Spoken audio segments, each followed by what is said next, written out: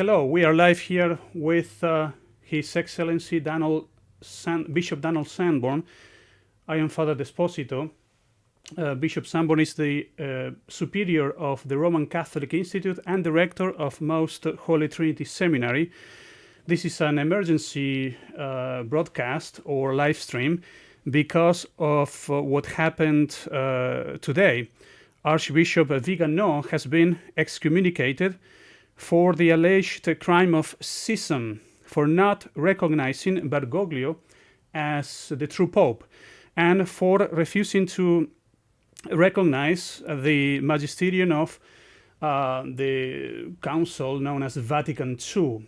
So, Your Excellency, what do you think about what is going on today?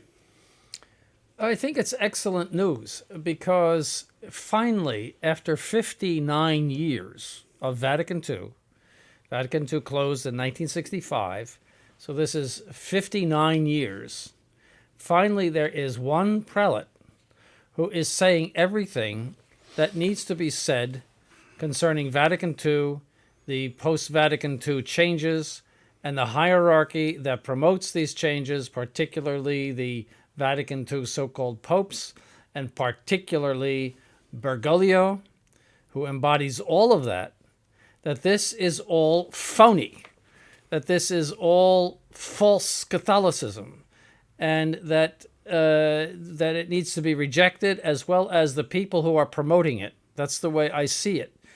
And he's had he just has tremendous courage to say these things, and he has said all of this very carefully and with great thought and without any emotion or vitriol. He just says what is and has been consistent in his thinking, and he has been attacked by these very heretics who have taken over the positions of the Catholic Church, or at least seem to have done that.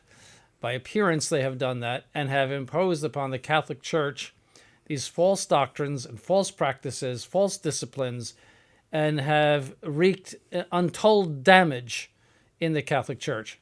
I compare it to a pack of hyenas. If you've ever seen videos or films of a pack of hyenas eating a carcass, the carcass here is the Roman Catholic Church, which was in perfect condition in 1958. Then a pack of hyenas, which is the Novus Ordo hierarchy, come, and they are tearing at the flesh of the Catholic Church, their mouths full of blood from their victim. And now they are turning around to Archbishop Vigano and saying, "You're not one of us." And if I were Archbishop Vigano, I would say, "No, I am certainly not one of you, and I'm proud not to be one of you." But that's what they are doing. I know it's a very graphic image, but they are destroying the faithful. They are eating away at the faithful by destroying their faith. It's just like a pack of hyenas eating at a carcass in Africa. It's a disgusting sight, and that's what has happened over the past 59 years. And today I am delighted that finally someone has set out and the whole, everything that should be said about Vatican II, and has been excommunicated for it. It is his honor, and may God bless him. And it is ironic, Your Excellency, he who has excommunicated him is, on the one hand, Bergoglio and Cardinal, I think, Tuccio Fernandez. Tuccio Fernandez, who wrote a disgusting, filthy book. Just listen to some of this is the excommunicator. This is a partial list of his heresies. Just listen. There is no hell, according to Bergoglio. That's a heresy. Atheists go to heaven. That's a heresy.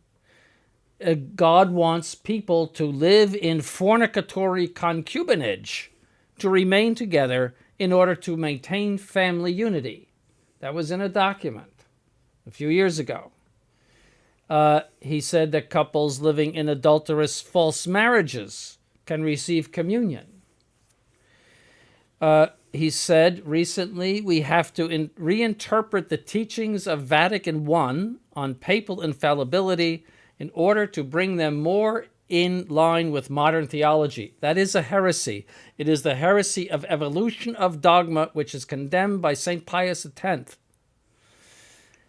He also condemns the propagation of the faith. He said that proselytism, which means the propagation of the faith, is supreme nonsense, solemn nonsense. That's a quote, solemn nonsense, that you're not supposed to try to convert people. That's a heresy. All right? And he has made many, many statements and acts in support of ecumenism, which is also a heresy condemned by Pope Pius XI. He said that Muslims worship the same God as we do. Muslims say that their God does not have a son. How could they be worshiping the same God as we do if their God does not have a son? We worship the Son of God. So, I mean, this is just a partial list. If you look at everything over these past 10 or 12 years that he's been supposedly in office, I mean, it just goes on and on and on. And that excludes all of the actions that he has done, which manifest heresy. This is the person excommunicating Archbishop Viganò. Any one of these things would have merited that Bergoglio be excommunicated. But all of the rancor and anger of the Novus Ordo is poured out upon anyone who would stand up for tradition. And we have seen this consistently from the time of Paul VI on, that if you try to stand up for tradition, you are in trouble and you get burned at the stake. And this is because they hate the Catholic faith. They hate the traditional Mass. For them, it's got to go, and this new religion has to be set in place. And Your Excellency, it's important to note that this is not just Bergoglio, obviously, it's Vatican II, and Archbishop Vigano has been very clear about it. Yes, and that has been lacking in the past. You see, Archbishop Lefebvre was ambivalent about Vatican II in this sense. He did point out the errors of Vatican II, but he never condemned it the way Archbishop Vigano has done. In other words, he has called it a cancer. He said this is at the bottom of all of this, and that it is merely spreading. Bergoglio is merely spreading the cancer. It is a cancer. It has to be something that must be annulled. But Archbishop Lefebvre always was willing to accept it to a certain extent and to compromise with the Vatican, and never came out with a clear condemnation of Vatican II as something that is totally unacceptable for Roman Catholics to assent to. And as traditional Catholics, Your Excellency, we cannot ignore Vatican II. The document says, the decree of excommunication, that there is magisterium. There is actually... Yes, the magisterial authority of Vatican II. It is a solemnly convoked general council. It is impossible that when that council speaks of dogmatic things, that it not engage the infallibility of the Catholic Church. If you have the Pope and the bishops in a council talking about dogma, and it does talk about dogma, for example, the dogmatic constitution on the Church, Lumen Gentium, that's how it's entitled. It does talk about dogma. It talks about morals. Those things would be necessarily magisterial and would necessarily demand our assent of faith. And here in this document of excommunication of Archbishop Vigano, it cites him for not accepting the magisterial authority of Vatican II. So that should put to rest all of the Novus Ordo conservatives who use the argument that it was only a pastoral council and had no real magisterial or dogmatic authority. Please, let us put that to rest now. This has been made very clear by this excommunication. So, Your Excellency, how do you think other traditional Catholics will react? How will they react? I think that this is a sign of contradiction, because either Vigano is correct or Bergoglio is correct. There has been a declaration of war between them. Vigano has declared war on the council and the post-conciliar so-called magisterium on Bergoglio, and Bergoglio has declared war on him. This is a crossroads, and they should react in full support of Archbishop Vigano.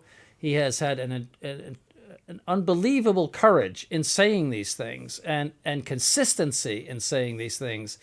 He is, I believe that his excommunication will be a sign of contradiction, just as Simeon said of our Lord. It will be the rise and the fall of many, he will be the rise and the fall of many in Israel. So also the side that you take in this will mean whether you're Catholic or not. And we know that Archbishop Lefebvre was also excommunicated, Your Excellency, but there is a difference, right, between this excommunication and the one of Archbishop Lefebvre? Very much, because what led up to the excommunication of Archbishop Lefebvre was the fact that although he was communicating with the Vatican and trying to find some sort of agreement with the Vatican up to May of 1988, he, at that point, signed an agreement with the Vatican whereby they would appoint bishops for the Society of St. Pius X. That was a protocol, meaning a preliminary document. The next day, he repudiated it and said, no, I don't do it. I don't want it. And up to that time, he was saying John Paul II was the vicar of Christ, and he was being very, very conciliatory toward all of the modernists in Rome. And then by the middle of June, in order to justify his, from the point of view of the Novus Ordo, illegal consecration of bishops, he revealed a letter which he had written in the previous August of 1987, saying that the forces of Antichrist have invaded the church, implying that John Paul II went in a matter of 6 weeks from being the vicar of Christ to the Antichrist. And that was the justification for his doing this, what would be an illegal thing in the eyes of the Vatican. And so he was excommunicated not for defending the Catholic faith, but for violating a rule of canon law. And it was a rule of canon law. They accept, the Society of St. Pius X accepts the 1983 rule in the Code of Canon Law, which makes that a crime worthy of excommunication. That had not been true in the 1917 Code of Canon Law. But they came out and accepted the 1983 Code of Canon Law, which has heresy in it. And so really, he was excommunicated for violating a law that he himself observed. During that ceremony of consecration of bishops in 1988, he gave a sermon which excoriated the Novus Ordo, the whole thing. But then afterwards, he said to the reporters, he said, "Don't worry, in 5 years, everything will be patched up," meaning with the Vatican. Therefore saying that he would continue to pursue a conciliatory path with the modernists in the Vatican. So that is first of all, the motive of excommunication was not one of defending the faith. It was violating a law. This is one of defending the Catholic faith and of condemning everything that Vatican II and the post-Vatican II magisterium and discipline has done, and condemning the heresies of Bergoglio. That is worthy of honor. That is an excommunication which is like that of Athanasius. He is the Athanasius of our time, Archbishop Viganò. He is the Athanasius of our time. And so I commend what he has done. So now the focus or the reaction to all of what is going on, Your Excellency, should again center in Vatican II and in the actual problem, not in the Latin Mass. I see that many people still today are focusing on the wrong thing. Yes, the Latin Mass, or they're trying to whitewash Vatican II. They're trying to eke out a Catholic existence within the Novus Ordo. That is a big waste of time, and furthermore, it is contrary to faith. That is, either Vatican II and its changes are the Catholic faith, or they are not. There's no gray area between those two things. You can't be a little Catholic or somewhat Catholic. It either is the Catholic faith or it isn't. If it is not, it must be rejected with the same fervor that all of the martyrs of the early church and all of the martyrs of the Reformation rejected the new religion and they went to their deaths for it. All right, all of the English martyrs, for example, went to their horrid deaths for rejecting the new religion. So either it's one or the other, because you can't be in between on this subject. And I think that has become very clear with the excommunication of Archbishop Vigano. And again, probably this is obvious right now, by the context, but you think this is very historical? Historical. It's more important than the 4th of July. And how, Your Excellency, should we encourage and support Archbishop Vigano? Well, of course, with our prayers, with our messages to him, and with donations to him. I mean, don't forget that he, he's cut off from everything now, and the faithful have to help him to live even, and to support his work, and to do whatever else he sees as necessary in this problem in the church. So usually in the live stream we have a whole hour. Right now it's only have been probably 15 minutes or 20 minutes. So and we ask people to participate and to send the super chats. So if you would like to do that, you're welcome. And any questions that are related to the topic of Archbishop Vigano's excommunication is welcome in the chat. So, Your Excellency, again, I think I asked this before, but do you think the Society St. Pius X will finally favor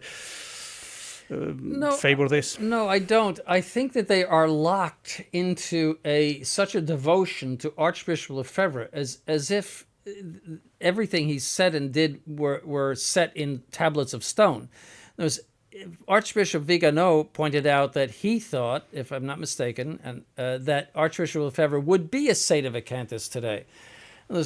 And I agree with that. And I think that you cannot lock Archbishop Lefebvre into a stone vault and say, this is it, like the Old Testament, it's never going to change. I think that they could say, yes, things have changed since the death of Archbishop Lefebvre, and things have become much more clear since that time. And yes, it's very probable that he would have been a sedevacantist, and I think we should take that position. That's what they should say.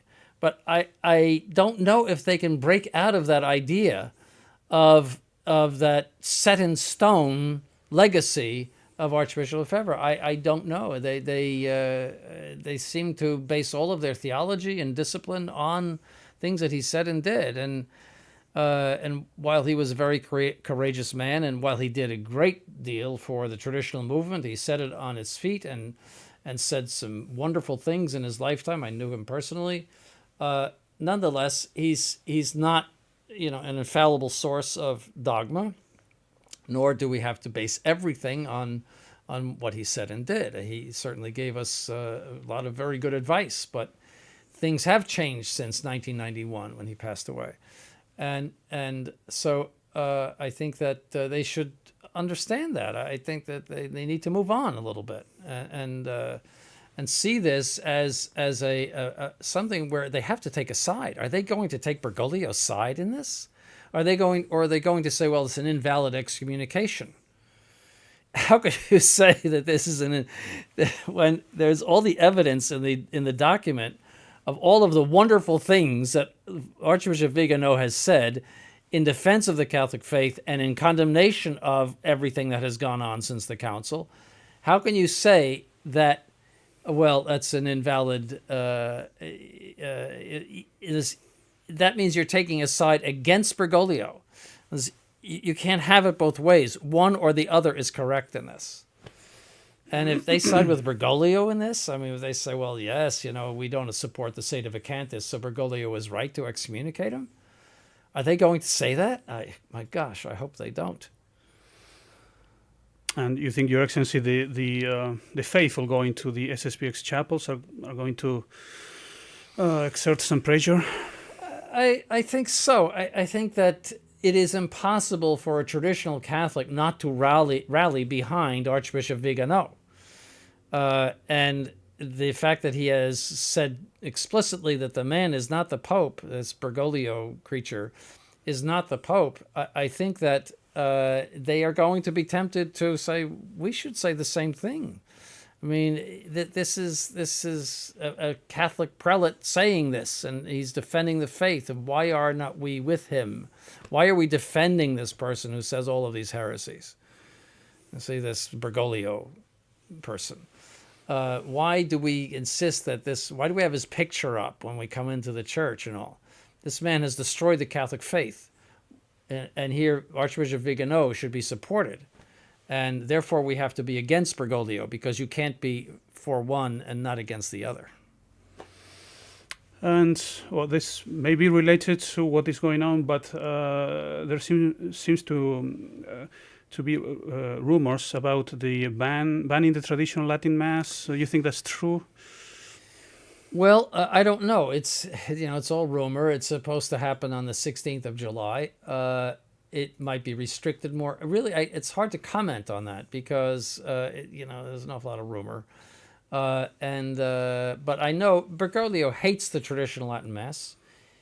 He sees it as a nest of resistance to Vatican II, which it is. It's true. There's a great sermon by Father de Say, who says that very thing, that all of these groups that have the traditional Latin Mass have the same, and in his experience, have the same feelings as we do about the Vatican II and everything else. In other words, that they just want to see the return of pre-Vatican II Catholicism. I mean, they have no sympathy for anything that has happened since Vatican II. So they might be moved too to take a firmer stand. I hope so. But as far as what I think, Bergoglio will at least restrict them more, especially in light of Vigano. This is a declaration of war between the traditional faith and the new religion. There's no other way to put it. And I have a question, Your Excellency. It seems that Archbishop Vigano has been, finding out things little by little, or at least expressing them publicly. Do you think he has done any research on the validity of the new rite of Episcopal consecration? I don't know, because I'm not in contact with him personally, and I don't know, but he has to think about this, that if he is saying that Bergoglio is not a true pope because of defect of consent, that is, that he by consenting to the papacy, he intended to impose upon the church a false religion, and I'm putting words in his mouth, but I'm saying essentially what he's saying. If that's the reason why he is not a true pope, I don't see how you could avoid saying that about at least Paul VI on. Because and if you're saying Vatican II is a cancer, the imposition of Vatican II upon the church and the intention to impose that on the church would invalidate the consent of all of those so-called popes. If that's true, that means that the Episcopal consecration, the new rite of Episcopal consecration approved in 1968, would be of at least dubious validity, in the sense that it was not approved by a Roman pontiff. See, the church must approve its rites. If these people did not have the power of Peter, did not have the power of the Roman pontiff, including Paul VI, then that becomes an invention of the modernist theologians who cooked it up. And it doesn't have the stamp of approval of the Catholic Church. And that would render it, at the very least, doubtful that, especially that there are substantial changes. It's not just some minor change. There's a substantial change of the words of Episcopal consecration. And so I think that conclusion, or that is inevitable in the logic of what he's saying. Now, he has not come out and said that, but the logic is there. Are these people popes or not? How does Bergoglio differ from Paul VI? If Vatican II is the source of the whole problem, how does Bergoglio differ from Paul VI, or from John Paul I, John Paul II, or Ratzinger? Yes. So one more question. Sure. people may be wondering about the reaction of the conservative cardinals after this, if they're going to get some courage, or they're going to just do nothing as they have been doing for many years. Yes, really the solution to the problem in the church rests with them, because they have, despite their adherence to the Novus Ordo, they have an appointment to be electors. I mean, you can talk about cardinal, they are electors, and they are capable, therefore, of receiving a temporary jurisdiction, even though they adhere to the Novus Ordo, a temporary emergency jurisdiction, you might say, to elect a valid pope, because the church needs it, just as a defrocked priest has the jurisdiction, the sacramental jurisdiction, to absolve somebody, even though he's completely separated from his bishop, he's renegade. He can absolve a Catholic because the Catholic needs his absolution. See, so that's the same principle, is that the church absolutely needs electors, and they could therefore elect someone validly. That's what needs to happen. They have to elect the right person. But that's the only way we're going to get out of this, is first the denunciation of the Novus Ordo hierarchy as something that is not a Catholic hierarchy, to strip from them this legitimacy that they have of being appointed, of being elected, the fact that they have come in through the gate, so to speak. Strip that from them, unmask them, and then proceed to a conclave, however small it would be, of those who adhere to the Catholic faith. And so I think they should rally behind Vigano and say, yes, you're right, this has been a disaster for the Catholic Church, and finally we need to do something about it. That should be our prayer. It may not happen overnight, but as I said, this is a declaration of war, and you have to take one side or the other in it. And I think, in my opinion, that Cardinal Borg, for example, or conservative cardinals are not aware that if they were to do something about the problem, they will have a lot of support from from laity and from people that want the church to be, the order in the church to be restored. Absolutely, yes. The people who have retained the Catholic faith despite the hyenas, they have retained the Catholic faith. They want order. They want to go back to what was the beauty and order of the Catholic Church before Vatican II came and destroyed all of it. And yes, they would have support. And it's the rational and logical and holy thing to do. So we have to do both, obviously, have to pray, and for those who are able to do something about it from the legal, juridical point of view, they have to act. Yes. For prayers, if you follow my account on X, we have a prayer group with the intention of ending Vatican II and restoring all things in Christ and the Catholic faith to all of the structures. At this moment, we have at least 163 people, I think, that are pledged to offer at least one rosary every week for this intention. So the more we pray, obviously, you may say the grace of God may be attracted. The only solution is the grace of God. There is nothing we can do, and all of these persons, all of these prelates, have to be moved by the grace of God. It would take heroic courage to do it. It would be historical courage, you might say, and we have to pray for them to do what their duty is.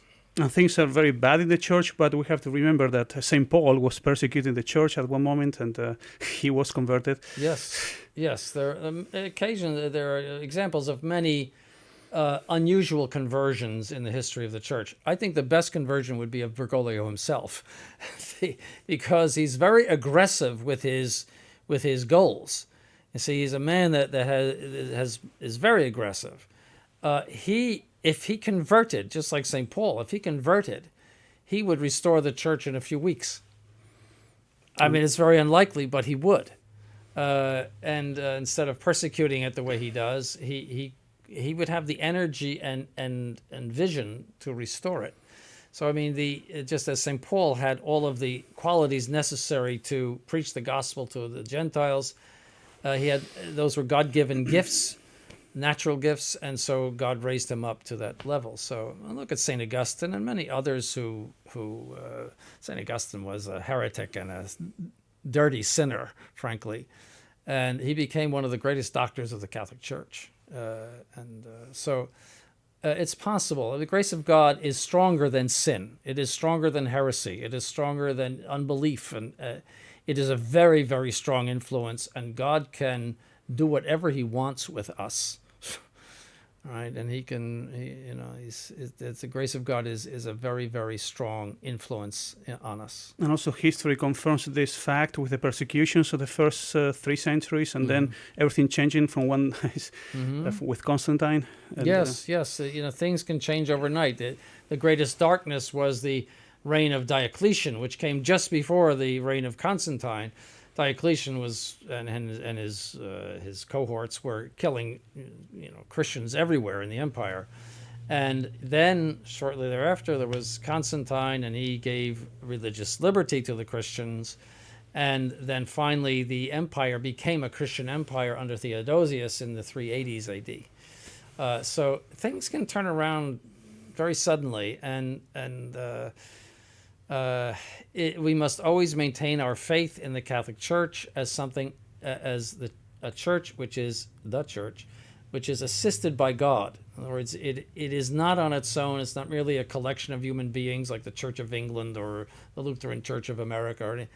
It is a church that is a divine institution assisted by the grace of God. That is our creed. That is our belief. We believe as much in that as we believe in the Blessed Trinity and in the Blessed Sacrament and in the divinity of Christ. It is the object of our faith. And that is why we do what we do. Because humanly speaking, the whole thing is hopeless. If this is just a human institution, it's all hopeless. But our faith is in the church. In every heresy, there is some aspect of our faith which is tested. And there was the divinity of Christ that was tested in the early church. There was the Blessed Sacrament that was tested in the Middle Ages. The doctrine of grace in a latter period, and also in the early church. There is something that the heretics seize upon. And here we have what they have seized upon is the divine assistance to the Catholic Church. And we have to be, in a way, martyrs, and Archbishop Vigano is a martyr right now, for the divine assistance to the Catholic Church. Your Excellency, are we going to see a restoration of authority in the Church? Well, I'm 74 and a half, so I tend to doubt it, but I don't think I'll see it. But the young ones might see it, yes. We don't know what Providence has for us, so we don't know. All right. Thank you, Your Excellency, for today's sudden live stream. And for those who are watching this live stream, or afterwards as a video, let's continue praying for the general intentions of the Church, that authority is restored, and that Archbishop Vigano continues getting the courage to fight against the enemies of Christ and of the Church. Yes. And pray also for vocations. Pray for for all the things that we need to keep the faith integral, and also for those who do not have the sacraments, so that we need more priests so that we can offer the sacraments to more people in the whole world. Yes. Priests are the key to everything. And the seminary is the key to priests. Yes. Thank you, Your Excellency. Not at all.